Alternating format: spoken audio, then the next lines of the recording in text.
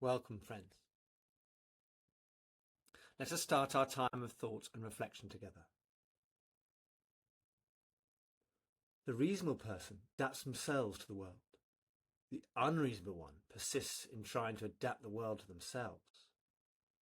Therefore, all progress depends on the unreasonable person. This is a quote that has troubled and inspired me for decades. It comes from the Irish playwright George Bernard Shaw's 1903 play, Man and Superman. The first time I encountered those words, I was at school when I was 13 years old. They were on a post-it in my English classroom. The picture you see is my attempt at recreating it, the idea being that the reasonable person conforms their head to the shape of the whole, but the unreasonable one makes the shape fit their head. I remember feeling quite upset and challenged by the poster. It gnarled at me. I saw myself as a reasonable person. I believed in compromise, seeing both sides and fitting in. But I also desperately wanted to see progress in the world. Shaw's quote felt like a negative judgment on this reasonable approach. It presented a stark choice: be reasonable and accept the world that it is, or be unreasonable and change it. It was the first of many challenges to my comfort and way of thinking. So is the quote true? Does all progress truly depend on being unreasonable? Is it the squeaky wheel that gets the oil? When we look at history, the evidence is compelling. Consider the suffragettes fighting for the women's vote here in the UK. They didn't politely ask for change. They chained themselves to railings. They went on hunger strikes. They were seen as utterly unreasonable. Think of the American Civil Rights Movement. Dr. Martin Luther King Jr. is rightly praised as a man of peace, but his methods of civil disobedience, marches, sit-ins, boycotts, were a profound and illegal disruption to the status quo, to the world he lived in. He was a demanding, controversial, and deeply unreasonable man.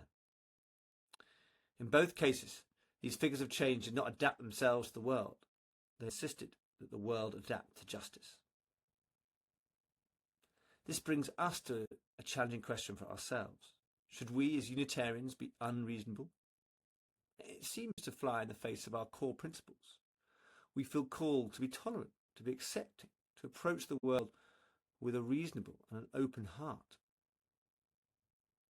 But are there not things in this world that we shouldn't accept, cannot accept? Poverty, injustice, the degradation of our planet? This is where we must look deeper. Our creed is to be accepting of people, not of harm. Our tolerance for different beliefs does not mean we must be tolerant of cruelty.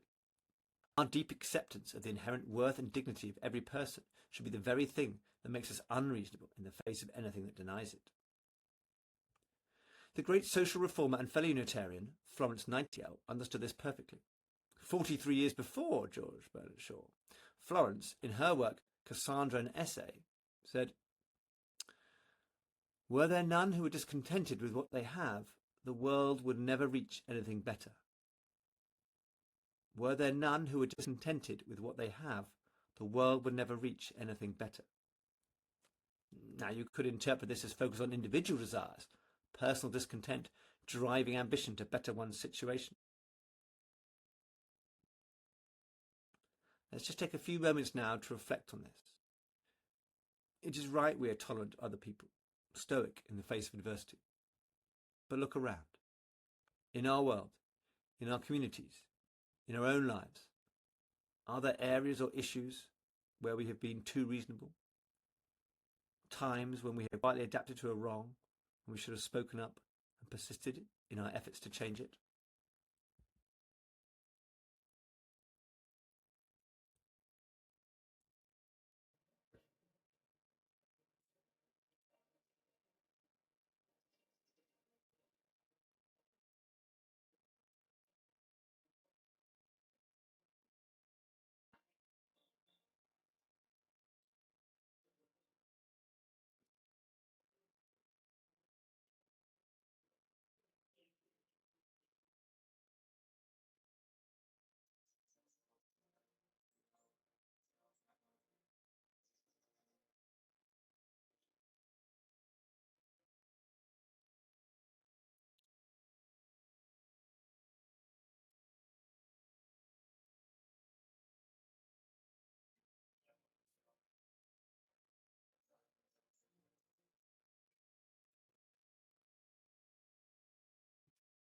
Thank you. Thank you for your time. Thank you for listening. And in this coming week, please remember to be kind to yourself. But consider if there is a cause, a conversation, or a moment where you are being called to be just a little more unreasonable.